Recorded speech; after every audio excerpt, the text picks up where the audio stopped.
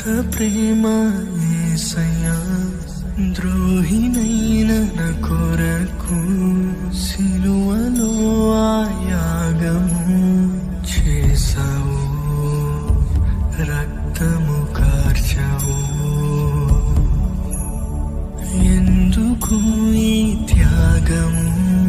పాపినైన నా కొరకు సిలువలో ఆ యాగము నొందెను, రక్తము చిందెను. స్వరూపమైన సొగసైన లేకపోయెను, స్వరూపమైన సొగసైన లేకపోయెను.